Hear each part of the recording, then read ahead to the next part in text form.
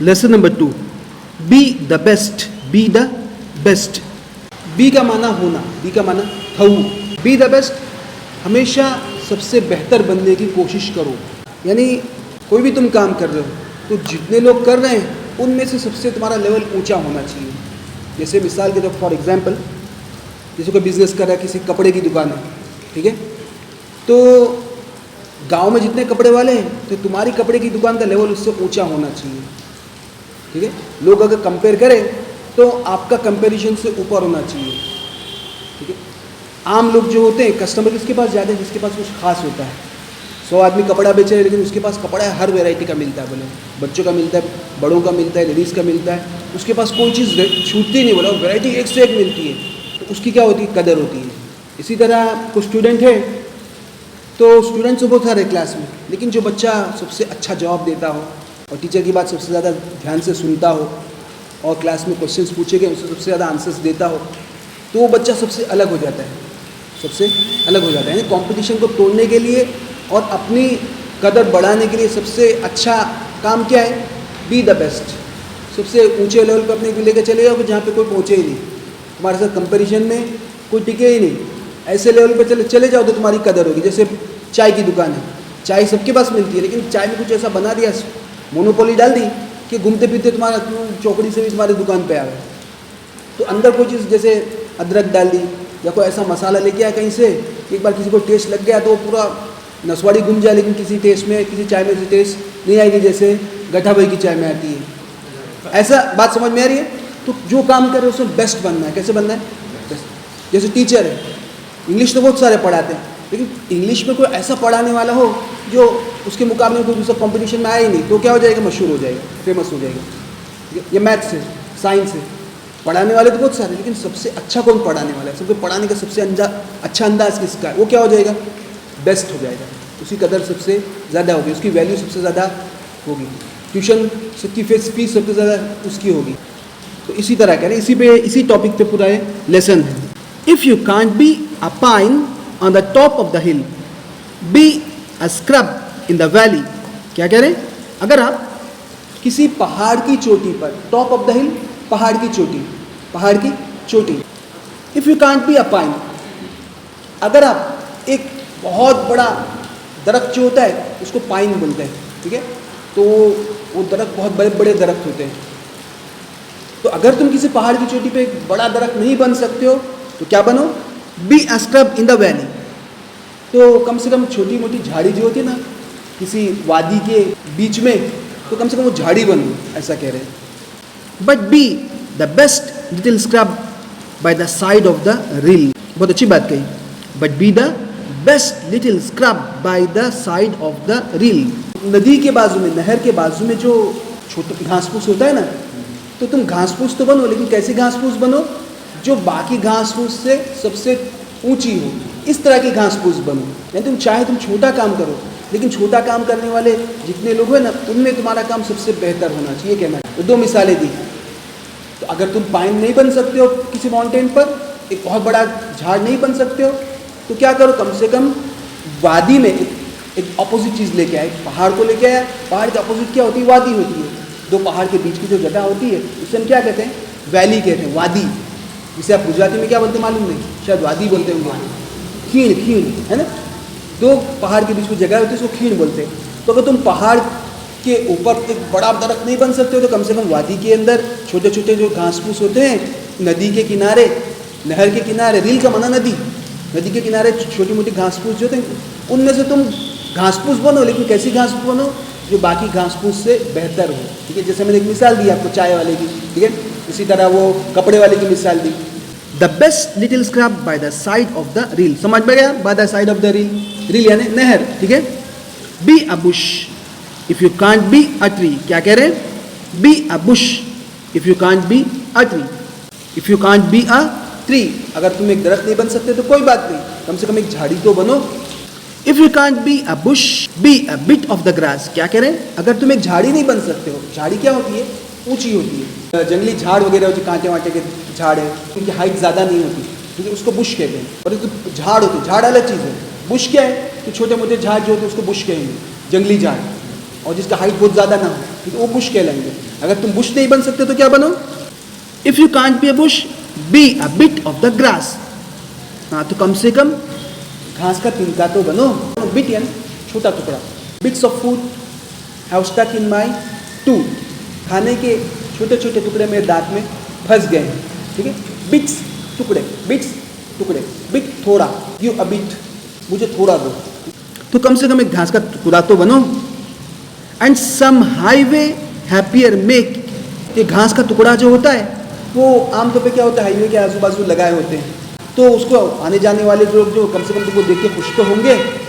If you can't be a muskie then just be a bass. अगर तुम एक मस्की करके कोई झाड़ है वो नहीं बन सकते तो कम से कम एक बांस तो बनो, यानी उससे छोटा झाड़ तो बनो। एक अच्छा झाड़ जो तालाब में होता है वो तुम नहीं बन सकते तो कम से कम से छोटा झाड़ तो बनो। बांस और मस्की पौधे हैं जो तालाब के करीब होते हैं, बट द लाइवलीस्ट बांस इन द लेक। मगर एक ऐसे बांस बनो जो सबसे अच्छा हो, दिखने में सबसे उम्दा हो, यानी जो भी काम करो उसमें अपने आप को सबसे ऊंचे लेवल पे ले जाने की कोशिश करो, ये कह रहे हैं। कोई स्टूडेंट है आपकी क्लास में, कुछ बच्चे क्या करते हैं, अपने आप को सबसे अच्छी तरह रखते हैं, डेली बात करके आते हैं, बालों में कोम करके आते हैं, ठीक है, कभी स्प्रे वगैरह रोल पेन के लगा के आते हैं। तो इससे क्या होता है, तो उनका जो है सब बच्चों से अलग उनका शुमार होता है कि भाई ये लड़का थोड़ा हटके है, या क्लास में कोई अच्छा बैग लाया और उसका बैग सबसे हटकर है, ऐसा बैग कभी कोई किसी ने क्लास में नहीं लाया, तो सबकी नज़र क्या होगी, उस पर पड़ेगी। जो भी काम करो उसमें कोशिश ये करो सबसे बेहतर करो। कुछ लोग ड्रेस वेस के चक्कर में चले आते हैं कि भाई मैं सबसे कॉस्टली ड्रेस लाऊं। अगर आपकी हैसियत हो, मनी, पॉकेट मनी इतनी हो, उसके अंदर आप कर ले तो ठीक है, लेकिन किसी कपड़े किसी चीज़ के लिए बहुत सारा पैसे खर्चना कोई अक्लमंदी की बात नहीं है, ठीक है। ज़रूरत की चीज़ें अगर आपकी पूरी हो जाती है, उसके बाद तुमको ऊपर वाले ने इतना दिया है कि तुम और चीज़ों पे पैसा खर्च कर सकते हो, तो तब करो, कोई बात नहीं।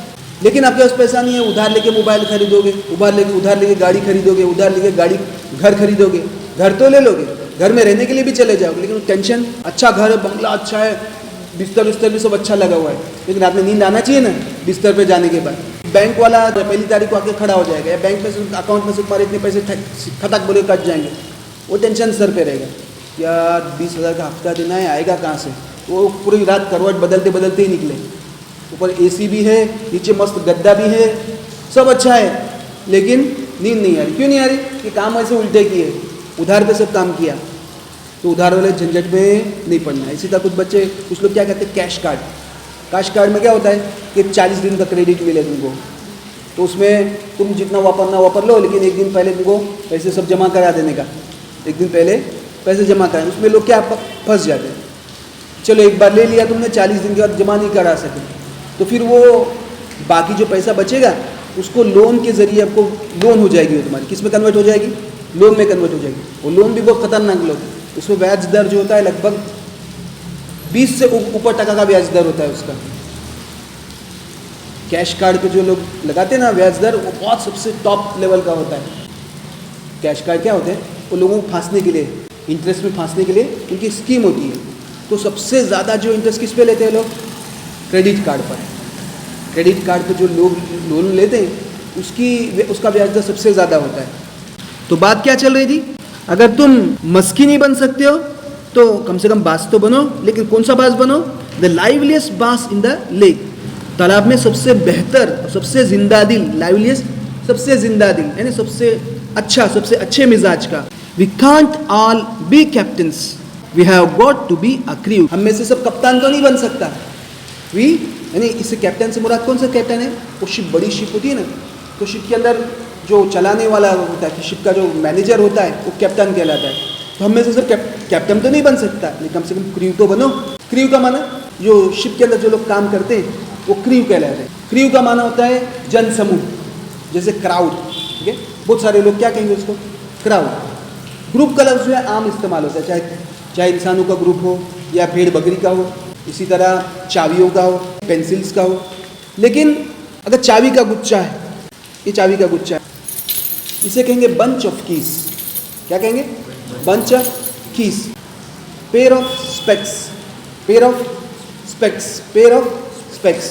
ग्रुप ऑफ पीपल या क्राउड। बाजार में बहुत क्राउड था, बोले वो अहमदाबाद का बहुत क्राउडी एरिया है वो। क्राउड का माना भीड़, बहुत क्राउडी एरिया है, बहुत भीड़ भाड़ वाला एरिया है। चलो आगे, किस में से बात निकली थी? अगर कैप्टन नहीं बन सकते तो समंदर की शिप पर, तो कम से कम क्रू तो बनो, उसके अंदर कोई सदस्य तो बनो। There is something for all of us here. क्या कह रहे हैं? इस दुनिया में हर एक के लिए करने का कुछ ना कुछ है, कोई ना कोई रोल तुम्हारे लिए दुनिया में बाकी है। अगर बड़ा रोल नहीं अदा कर सकते हो तो कम से कम छोटा रोल तो अदा करो, और जो भी करो तुम, चाहे तुम्हारा रोल बड़ा हो या छोटा रोल हो, लेकिन उससे बेस्ट अपने आप को पेश करने की कोशिश करो। ये लेसन का मॉरल है। There is big work to do and there is lesser to do.